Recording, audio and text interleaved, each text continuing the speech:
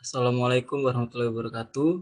Selamat malam, salam sejahtera bagi kita semua. Perkenalkan, nama saya Miftahul Fajri dari jurusan Arsitektur Universitas Komputer Indonesia dengan NIM 104 160 21.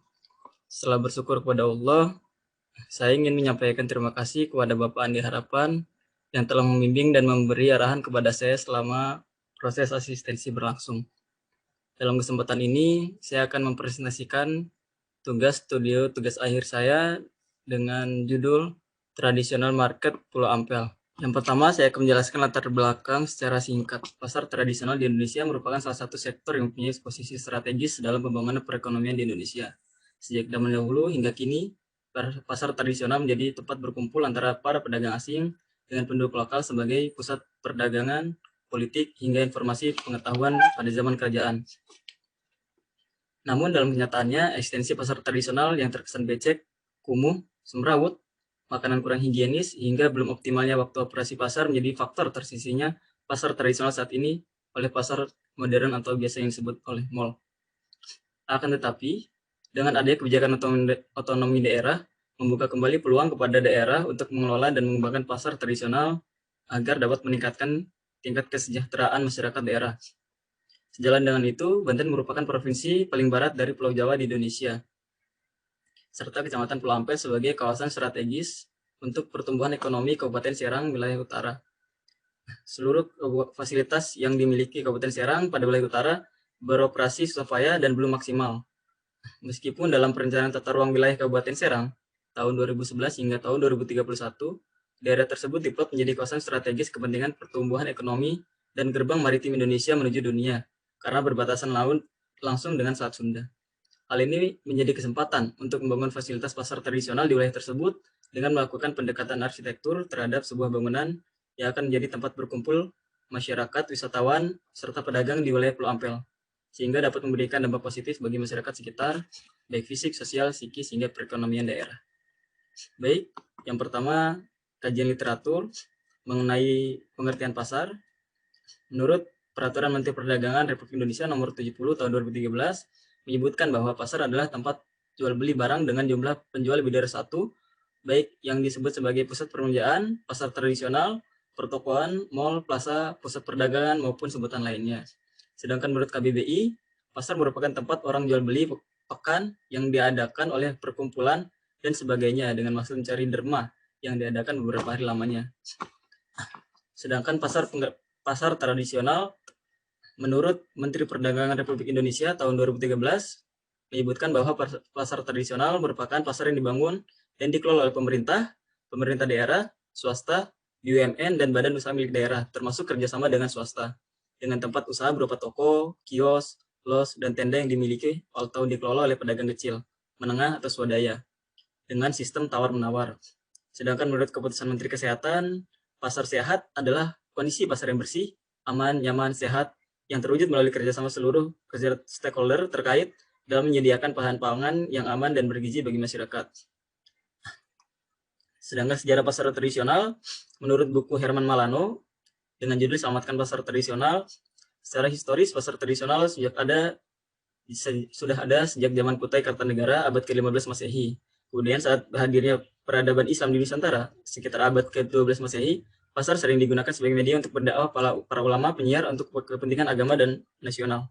Setelah pasca kemerdekaan, pasar tidak hanya sebagai tempat rekreasi ekonomi, namun pasar dijadikan tempat sebagian besar masyarakat menggantungkan hidupnya, terutama pasar tradisional. Hingga kemudian saat ini pasar tradisional sering dijadikan ajang untuk objek politik, baik mencari kekuasaan atau hajatan 5 tahun sekali dengan sasaran kampanye untuk menarik empati masyarakat kaum marginal. Namun di samping itu, pasar tradisional cenderung diidentikan dengan tempat yang kumuh, semrawut, becek, pengap, dan sumpek. Hal demikian membuat sebagian masyarakat memilih berbelanja di pasar modern seperti mall, supermarket, minimarket, hingga hipermart lainnya. Baik, selanjutnya klasifikasi pasar tradisional. Menurut Peraturan Kepala Badan Standarisasi Nasional Nomor 7 Tahun 2015 tentang skema sertifikasi pasar rakyat, pasar rakyat terbagi menjadi 4 tipe, yaitu tipe A, tipe B, tipe C. Dengan tipe A, luas lahan paling sedikit 5.000 meter persegi dengan jumlah pedagang paling sedikit 400 orang. Pasar rakyat tipe B dengan hari operasi 1 minggu, minimal 3 hari, dengan luas lahan paling sedikit 4.000 meter persegi, jumlah pedagang paling sedikit 275 orang. Pasar rakyat tipe C, yaitu pasar dalam 1 minggu, memiliki kegiatan operasional 2 hari, dengan luas lahan pasar paling sedikit 3.000 meter persegi, dengan jumlah pedagang paling sedikit 200 orang. Lalu yang keempat, pasar rakyat tradisional tipe D, yaitu pasar dalam 1 minggu mempunyai kegiatan operasional hanya 1 hari dengan luas lahan 1.000 meter persegi, dengan jumlah pedagang 100 orang. Lalu dari standar tersebut, kita dapatkan dari Badan Standarisasi Nasional nomor 7 tahun 2015 berupa kriteria atau persyaratan dari keempat tipe tersebut, di mana di sini terdapat jumlah pedagang yang terdaftar, pasar tipe 1 lebih dari sama dengan 750, pasar tipe 2 500 hingga 750, pasar tipe 3 250 hingga 500, pasar tipe 4 kurang dari 500. Ukuran luas ruang dagang minimal 2 meter persegi, jumlah pos minimal 2, jumlah zonasi, ada pangan, ada basah, dan ada kering. Serta area parkir profesional dengan luas lahan pasar. Terdapat area bongkar muat barang, area masuk keluar kendaraan, di mana pasar tipe 1 harus terpisah, dan tipe 2 terpisah, sedangkan tipe 3 dan tipe 4 yang penting ada. Lebar koridor minimal 1,8 untuk pasar tipe 1, 1,5 untuk pasar tipe 3, dan tipe 4 1,2. Di sini dijelaskan mengenai tempat penyimpanan pangan, kantor pengelola, lokasi toilet dan kamar mandi, hingga tempat cuci tangan, di mana pasar tipe 1 minimal berada pada 4 lokasi yang berbeda, sedangkan pasar tipe 3 minimal berada pada 2 lokasi yang berbeda. Kemudian ruang bersama pada pasar tradisional tipe 1 harus ada, sedangkan di pasar tradisional tipe 4 itu tidak harus ada. Hingga pos keamanan, pos kesehatan, area merokok, akses menuju kursi roda, jalur evakuasi, tabung kendaraan, TPS sementara, struktur pengelola yang berbeda sesuai dengan jenis pasar yang digunakan. Lalu selanjutnya ada indikasi atau indikator jarak dari jalan raya menuju pasar, di mana apabila jaraknya kurang dari 100 meter tergolong mudah, 100 hingga 300 meter tergolong cukup, kurang dari 300 meter terbilang sulit. Dengan jumlah pintu masuk, 1 itu terbilang sulit, 2 cukup, 3 itu mudah. Dengan lebar pintu masuk lebih dari 2 meter terbilang mudah, dan kurang dari 1,5 meter terbilang sulit. Terdapat akses untuk kursi roda, transportasi angkutan umum, hingga lebar lorong ram 1,5 meter terbilang mudah, dan kurang dari 1,5 meter terbilang sulit. Kemudian selanjutnya ada jenis-jenis pasar. Menurut kegiatannya, jurnal saya dapatkan menurut jenis kegiatannya pasar digolongkan menjadi 3, yaitu pasar eceran, grosir, dan pasar induk. Sedangkan menurut lokasi dan kemampuan pelayanannya terbagi menjadi 4, yaitu pasar daerah, pasar lokal, nasional. Selanjutnya persyaratan pemilihan lokasi pasar. Menurut Peraturan Daerah Kabupaten Serang Nomor 6 Tahun 2012, hari, pasar malam hari, pendirian pasar tradisional wajib mengacu pada RTTR, RTDR, termasuk peraturan zonasi lainnya. Pendiri pasar tradisional sebagaimana dimaksud pada ayat 1 tersebut wajib memenuhi ketentuan sebagai berikut, yaitu perhatikan kondisi sosial ekonomi, menyediakan area parkir paling sedikit seluas kebutuhan parkir 100 meter persegi untuk 1 buah kendaraan roda 4, kejadian area parkir sebagaimana dimaksud pada ayat 2 tersebut dapat dilakukan berdasarkan kerjasama antara pengelola pasar dengan pihak lain, serta menyediakan fasilitas yang menjamin pasar tradisional yang bersih, sehat, higienis, aman, tertib, dan ruang publik yang nyaman. Sedangkan menurut Menteri Perdagangan Republik Indonesia Nomor 37 tentang Pedoman Pembangunan Pengelolaan Sarana Pasar Tradisional, menyebutkan bahwa pembangunan atau revitalisasi sarana perdagangan berupa pasar rakyat harus pertama berada di lokasi yang telah ada embrio pasar rakyat. Embrio itu kemunculan pasar yang sudah lama beroperasi di wilayah tersebut, kemudian berada di lokasi yang strategis dan dekat dengan pemukiman penduduk atau pusat kegiatan ekonomi rakyat. Bangunan belum dalam bentuk permanen atau semi permanen, adanya penjual dengan jumlah paling sedikit 30 orang, untuk memperhatikan daerah yang belum pernah mendapatkan bantuan pembangunan atau revitalisasi dalam sarana perdagangan berupa pasar rakyat, serta memiliki akses yang memadai ke pelabuhan atau bandar udara, dan berpedoman kepada SNI pasar rakyat yang disebutkan tadi, serta pemanfaatan pasar rakyat sebagai tempat pertunjukan budaya dan pembinaan terhadap pedagang kaki lima. Selanjutnya persyaratan kesehatan lingkungan pasar. Menurut keputusan Menteri Kesehatan Republik Indonesia tentang pedoman penyelenggaraan pasar sehat menyebutkan bahwa bangunan umum dirancang bangunan harus dibuat sesuai peraturan perundang-undangan yang berlaku atau sesuai RTDR wilayah tersebut. Penataan ruang dagang, pembagian zoning diberi identitas yang jelas, pembagian los area berdasarkan zoning, memiliki lorong lebarnya minimal 1,5 meter. Setiap los memiliki papan identitas yaitu nomor pemilik dan mudah dilihat. Jarak tempat penampungan dan pemotongan unggas dengan bangunan utama minimal 10 meter atau dibatasi tembok pembatas dengan ketinggian minimal 1,5 meter. Dan untuk ruang kantor pengelola memiliki ventilasi minimal 20%, tingkat pencahayaan ruangan minimal 100 lux, terpisah toilet laki-laki dan perempuan, tersedia tempat cuci tangan dilengkapi dengan sabun dan air yang mengalir. Sedangkan untuk tempat penjualan bahan pangan dan makanan, untuk bahan pangan basah, mempunyai meja tempat penjualan dengan permukaan yang rata dengan kemiringan cukup. Sajian kakas daging harus digantung, alas pemotong tidak dibuat dari bahan kayu, tersedia tempat penyimpanan bahan pangan, tersedia tempat untuk pencucian bahan pangan, saluran pembuangan limbah tertutup, tersedia tempat sampah kering, basah, kedap air tertutup dan mudah diangkut, serta tempat penjualan makanan siap saji, bahan kering itu mempunyai meja tempat penjualan dan permukaan yang rata dengan ketinggian minimal 60 cm dari lantai, tersedia tempat cuci tangan, tersedia tempat sampah, serta tersedia penyajian pembuangan air limbah dari tempat pencucian yang harus tertutup. Dan untuk area parkir, adanya pemisah yang jelas antara batas wilayah pasar, antara jenis alat angkut seperti mobil, motor, sepeda, andong, atau becak, tersedia area parkir khusus untuk mengangkut hewan, tersedia area bongkar muat, tersedia tempat sampah yang terpisah minimal setiap radius 10 meter, ada tanaman penghijauan, ada resapan air di peraturan parkir. Lalu pada sistem konstruksi atap harus kuat, atap yang mempunyai ketinggian 10 meter atau lebih harus dilengkapi dengan penangkal petir, dinding, permanen lantai dengan dinding, permukaan dinding harus bersih, permukaan dinding selalu terkena air harus terbuat dari bahan yang kedap air, serta lantai, tangga, ventilasi, penjajahan, hingga pintu masuk khusus untuk los pedagang daging, ikan, dan bahan yang berbau tajam agar menggunakan pintu yang dapat membuka dan menutup sendiri atau tirai plastik guna menghalangi binatang menular atau penyakit vektor seperti lalat atau serangga lain masuk ke dalam ruangan tersebut. Lalu sistem sanitasi, air bersih, kamar mandi, pengelolaan sampah, setiap lorong tersedia tempat sampah dan kering, terbuat dari bahan kedap air, tidak mudah berkarat, kuat, tertutup, tersedia alat angkut sampah yang kuat, tersedia tempat TPS sementara, kedap air, serta TPS tidak menjadi tempat perinduan binatang vektor penyakit menular.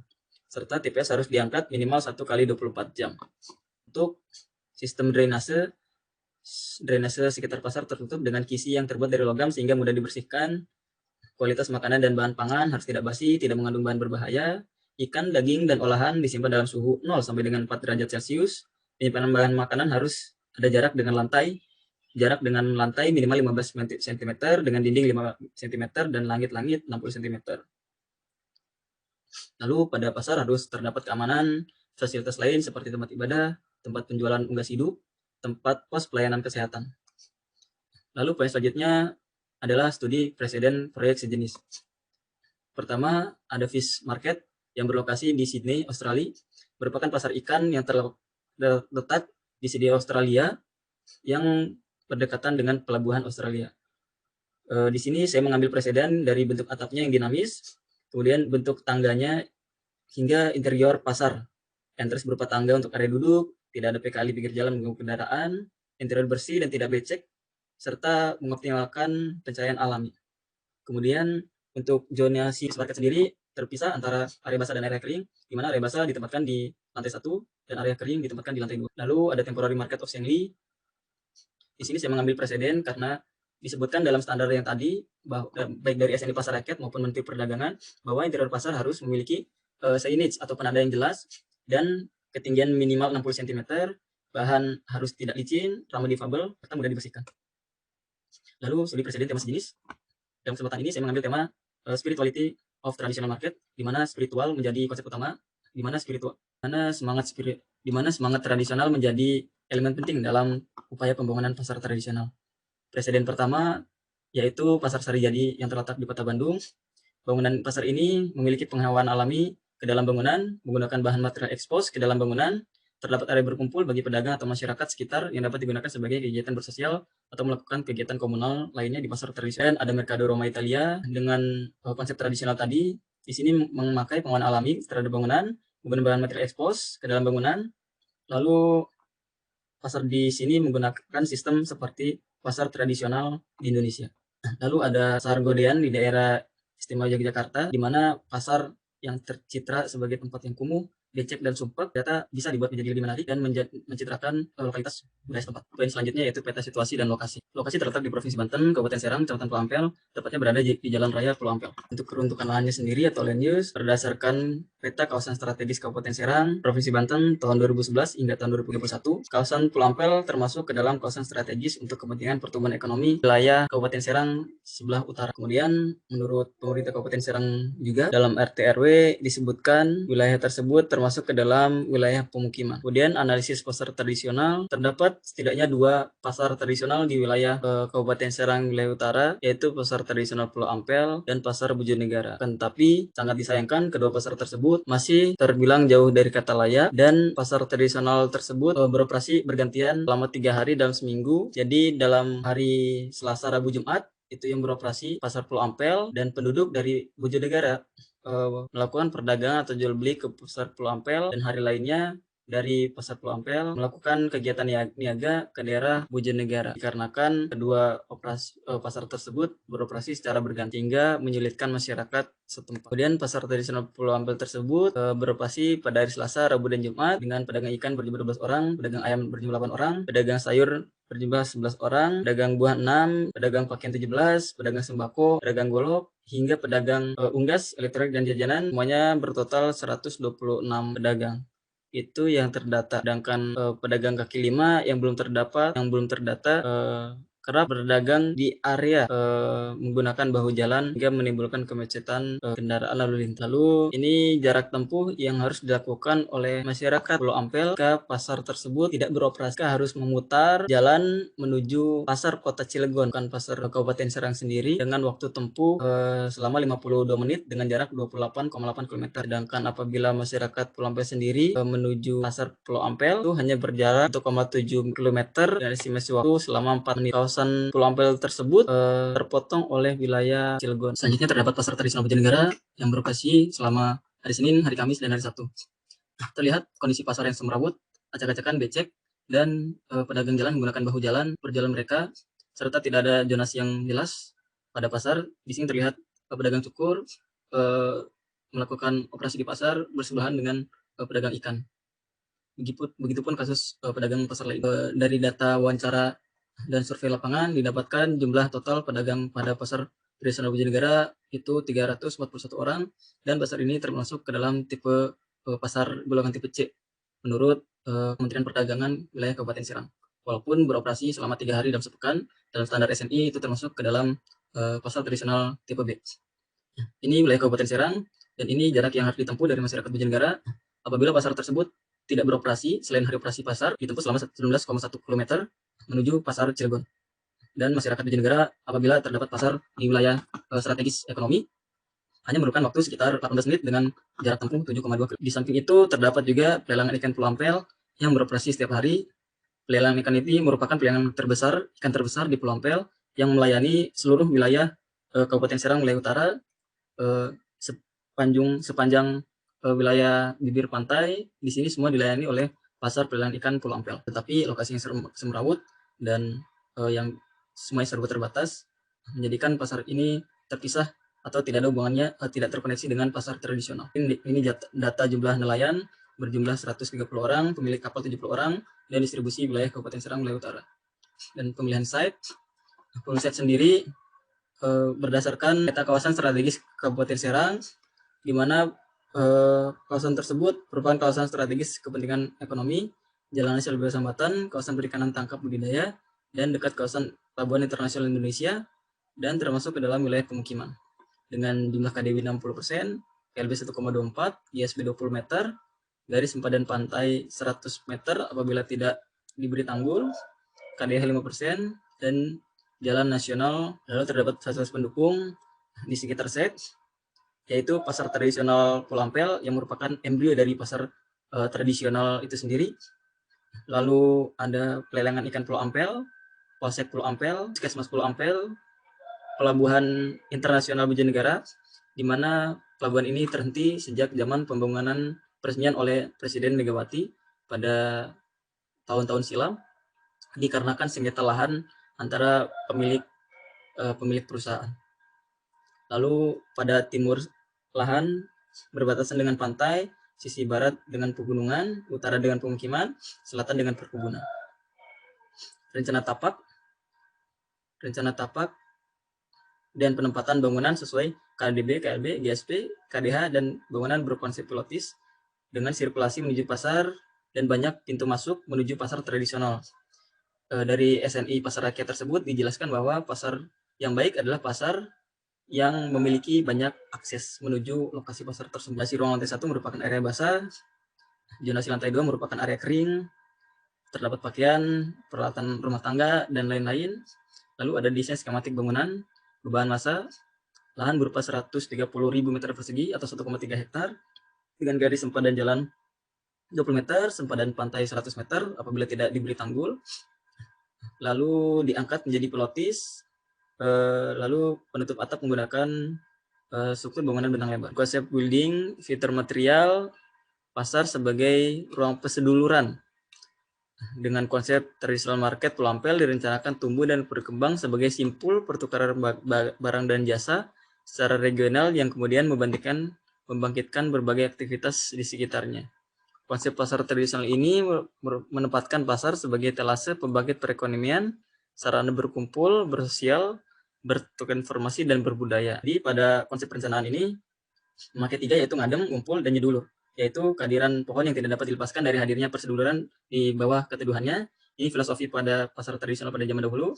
Lalu ngumpul ketika zaman penjajah Hindia datang, masyarakat lokal dan pedagang asing kerap kali berkumpul untuk mendapatkan informasi, bertukar informasi, serta pasar mempunyai karakter humanis sehingga mampu membangun kedekatan dan hubungan kekeluargaan antara pedagang dan pembeli. Nyedulur, untung rugi dalam berdagang urusannya pencipta, tetapi inti yang terus harus dicari adalah perseduluran agar prinsip keseimbangan timbal balik. Lalu sirkulasi dalam perencanaan, karena pada sisi timur side dekat dengan area pantai dan pelelangan Pulau Ampel, sehingga angin timur dan angin laut akan berpengaruh terhadap bangunan pasar tradisional. Oleh sebab itu, bangunan nantinya direncanakan akan lebih banyak manfaatkan sirkulasi dan penjagaan alami ke dalam bangunan. Dan konsep fitur dan material building, beberapa fitur yang ingin diterapkan ke dalam bangunan guna memperoleh thermal pada sisi dalam dan luar bangunan serta bagi pengunjung pasar tradisional. Ada zero run off, solar panel, rooftop garden, secondary skin atau fasad pada sisi barat dan timur apabila terdapat sinar matahari berlebih, lalu hingga lampu panel surya pada sisi outdoor. Struktur bangunan menggunakan struktur bentang lebar, dan menurut Sodek dalam bukunya struktur bentang lebar dibagi ke dalam beberapa sistem struktur, yaitu struktur dalam rangka batang, rangka ruang, struktur kabel atau pelengkung, struktur plane atau grid, struktur membran, hingga struktur cangkang. Dalam konsep perencanaan ini, guna memaksimalkan sirkulasi ruang dalam dan area luar pasar tradisional, maka konsep struktur yang akan digunakan adalah struktur bentang lebar dengan jenis space frame yang dinamis agar sirkulasi udara tetap luasa bergerak ke dalam bangunan dan juga menjadi ikonik bangunan itu sendiri. Lalu regulasi mengenai set tersebut dijelaskan dalam Peraturan Daerah Kabupaten Serang nomor 10 tahun 2011 hingga tahun 2031, dan sesuai dengan yang tadi saya sebutkan, yaitu menurut Menteri Perdagangan, apabila ingin mendirikan atau merevitalisasi pasar tradisional maka harus sesuai dengan butir-butir yang tadi telah disampaikan. Yaitu pasar pada lokasi ini termasuk kawasan kepentingan pertumbuhan ekonomi wilayah Kabupaten Serang sesuai dengan rencana tata ruang dan tata RT/RW Kabupaten Serang, termasuk kepentingan pertumbuhan ekonomi, termasuk kawasan permukiman penduduk, dekat dengan kawasan sempadan pantai, serta jalan nasional bebas hambatan, di mana persyaratan pasar menjadi persyaratan pasar dalam SNI Pasar Rakyat. Dekat dengan area budidaya laut, dekat kawasan peruntukan perikanan tangkap, dekat dengan kawasan penyeberangan dan pelabuhan internasional, di mana apabila direncanakan tahun 2021 akan beroperasi kembali. Apabila itu terjadi, maka sangat berdampak positif bagi pembangunan pasar di wilayah tersebut untuk menunjang sesuai dengan RT/RW Kabupaten Serang yang ingin menjadikan lokasi tersebut menjadi kawasan strategis kepentingan pertumbuhan ekonomi wilayah Kabupaten Serang. Sekian mungkin yang dapat saya sampaikan. Terima kasih atas perhatiannya. Kurang lebih mohon maaf. Wassalamualaikum warahmatullahi wabarakatuh.